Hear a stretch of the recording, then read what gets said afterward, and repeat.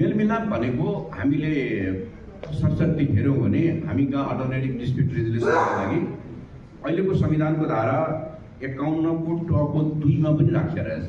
तपाईँहरूले हेर्नु भएको छ होला। विवादहरूको वैकल्पिक समाधानको लागि त दुईटा एरिया चाहिँ दिएको छ हामी कहाँ अहिले प्रचलनमा रहेको, आर्बिट्रेसन र मिडिएसन। मैले जहाँ पनि के भन्ने गरिरहेको छु भने मिडिएसन चाहिँ बेस्ट अल्टरनेटिभ हो डिस्प्युट रिजल्युसनको लागि, आर्बिट्रेसन चाहिँ बेटर हो। र त्यसको बिचको फन्डामेन्टल फरक के हो भन्दाखेरि भने मिडिएसनको प्रोसेस यस्तो खालको भोलिन्टरी प्रोसेस हो जुन प्रोसेसबाट पार्टी कुनै पनि चरणबाट फिर्ता आउन सक्छ, पक्ष स्वतन्त्र हुन्छ। तर आर्बिट्रेसनको एकचोटि प्रोसेसमा गइसकेपछि प्रोसेस छोड्न पाइँदैन, यहाँ निर्णय हुन्छ।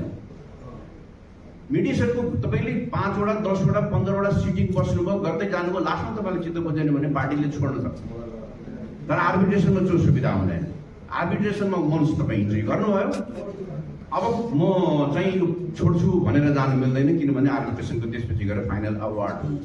त्यसले गर्दाखेरि मिडिएसन जुन आज तपाईँ ट्रेनिङ लिँदै हुनुहुन्छ, मिडिएसन भनेको चाहिँ त्यो कारणले बेस्ट हो, किनभने यो पार्टीसँग मोर पार्टी सेन्ट्रिक हो। यो आर्बिट्रेसन पार्टी सेन्ट्रिक चाहिँ हो। सुरुमा उसले आर्बिट्रेटर छान्छ, तर वन्स आर्बिट्रेसनको प्रोसेसमा गइसकेपछि अब त्यो प्रोसेस छोड्नको लागि पार्टी चाहिँ स्वतन्त्र हुँदैन। मेलमिलापमा चाहिँ मिडिएसनमा चाहिँ स्वतन्त्र हुन्छ, कुनै पनि बेला छोड्न सक्छ। त्यसले गर्दाखेरि यो चाहिँ बेस्ट सल्युसन हो। र हाम्रो जस्तो कन्ट्रीमा यो किन पनि छ भन्दाखेरि पनि नेपाल हेट्रोजेनियस सोसाइटी हो। हेट्रोजेनियस सोसाइटीमा कन्फ्लिक्ट हुन्छ भन्ने कुरामा विवादै छैन। होमोजेनियस सोसाइटीमा कन्फ्लिक्टको चान्सेस लो हुन्छ। हाम्रो जस्तो सोसाइटी जहाँ हेट्रोजेनियस सोसाइटी छ अथवा हाम्रो देशमा, त्यहाँ विवादहरू हुन्छन्। सो त्यो विवादको समाधानका लागि चाहिँ अदालती प्रक्रिया अथवा एजुडिकेसनको प्रक्रिया भन्दा मिडिएसनको प्रक्रिया जहिले पनि बेस्ट हुन्छ। र त्यसका लागि चाहिँ हरेक समाजमा मेलमिलापकर्ताहरूको महत्त्व हुन्छ, त्यहाँनिर तपाईँहरूको जरुरत हुन्छ। हामी लयरहरू चाहिँ मोस्टली कोर्ट रेफर्ड मिडिएसनमा छौँ। अदालतमा परेको मुद्दालाई अब न्यायाधीशले मेलमिलापको लागि पठाएपछि त्यो सेन्टरमा इन्भल्भ भएर कोर्ट रेफर्ड मिडिएसनमा हामी बढी रुचि पनि राख्छौँ। किन भन्दाखेरि हामी वकिल हौँ र वकिल बस्ने के हुन्छ भन्दाखेरि भने सदरमुकाम केन्द्रित हुन्छ। गाउँमा वकिल भेटिँदैन, भेटियो भने पनि बिहान जान्छ बेलुका फर्किहाल्छ। हामीले के गरेका थियौँ भन्दाखेरि कम्युनिटी मिडिएसनलाई प्रमोट गर्न खोजेको थियो। कम्युनिटी लेभलमा हुने खालको डिस्प्युटहरू जुन छन् त्यसलाई चाहिँ कम्युनिटी लेभलबाट मेलमिलाप गर्ने। मेरो पहिलो तपाईँहरूलाई सन्देश र शुभकामना आज के पनि छ भने तपाईँहरूको 100% मेलमिलापमा दिनुभयो भने 25-30% अथवा आधी जति चाहिँ कम्युनिटीमा पनि दिनु होला भन्ने मेरो शुभकामना छ। तपाईँहरूलाई सजेसन पनि छ कम्युनिटी लेभलको मिडिएसनमा। अझै हाम्रो एउटा चाहिँ यस्तो एरिया खाली एरिया छ, कमर्सियल मिडिएसनमा हामी जानै सकेका छैनौँ। जस्तै आर्बिट्रेसनको प्रोसेसमा जानुभन्दा अगाडि पनि त्यो विवादित दुईटा व्यापारिक ग्रुप अथवा बिजनेसका ग्रुपहरू कहीँ न कहीँ एउटा टेबलमा बसेर नेगोसिएट गर्न सक्ने अवस्था हुन्छ। त्यहाँनिर मैले मिडिएसनको स्कोप देखेको छु। कुनै बेला म जापान भिजिट गर्दाखेरि जापानको बार एसोसिएसनले आफ्नो लगभग 70-80% खर्च कमर्सियल मिडिएसनबाट उठाउँछ। उनीहरू पैसा लिएर गर्छ, पर्सेन्टेजमा गर्छ। यति तेरो यति अरबको विवाद छ, त्यसमा मैले मिडिएट गरेँ भने मेरो फी यति हुन्छ। अब हामी कहाँ चाहिँ एउटा फी तोकिएको छ। त्यसले गर्दाखेरि बार एसोसिएसनले खास गरिकन लयरहरूले त्यो प्रोसेसलाई बार एसोसिएसनले लिड गरे हुन्छ। कमर्सियल मिडिएसनको एउटा पार्ट जुन छ त्यतापट्टि पनि गएर हुन्छ। तर हामी फोकस केमा छौँ भन्दा कोर्ट रेफर्ड मिडिएसनमा अघि नै मान्य जिल्ला न्यायाधीशले पनि भन्नुभयो काम कति पुगेको छैन, कति काम गर्न सकिएको अवस्था छैन। त्यसले गर्दाखेरि कामको एरिया धेरै छ।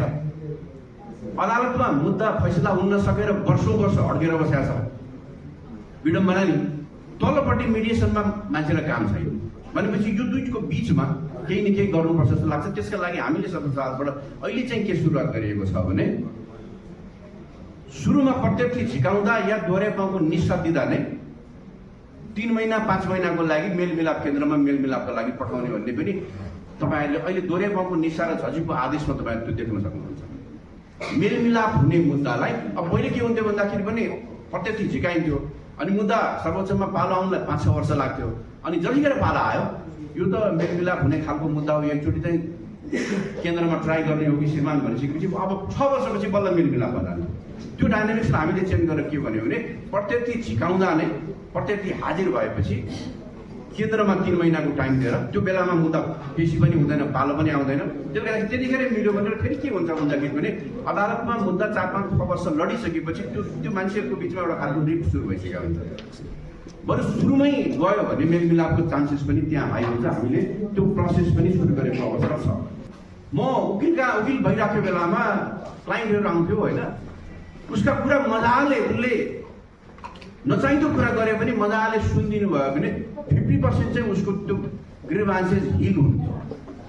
जब ऊ अन्तमा रुन्छ नि अनि उसको आदि समस्या समाधान हुन्छ। यो मिडिएसनको प्रोसेस एज अ मिडिएटर तपाईँहरू बेस्ट लिसनर पनि हो। तपाईँ कति मजाले सुन्नुहुन्छ त्यो अनुसार तपाईँले त्यो व्यक्तिको कन्फिडेन्स आफूमा प्राप्त गर्नुहुन्छ। यसले मेरो कुरा सुने, यत्रो दिन त मेरो कसैले कुरै सुनेको थिएन, वकिल साहबले आज मजाले कुरा सुन्नुभयो भने तपाईँलाई पहिले विश्वास गर्छ उसले।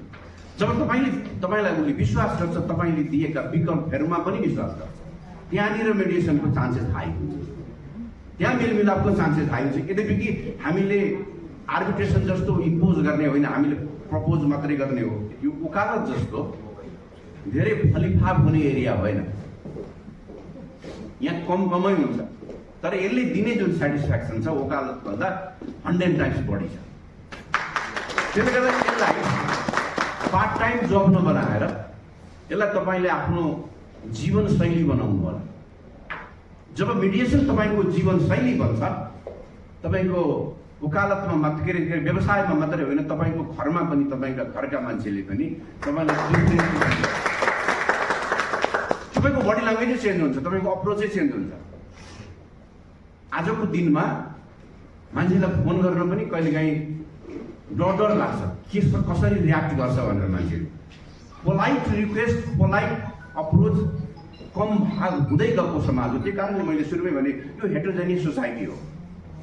यस्तो सोसाइटीमा कन्फ्लिक्ट र त्यो रियाक्सनको लेभल चाहिँ अहिले विभिन्न फ्याक्टरले गर्दा बढी भएको छ।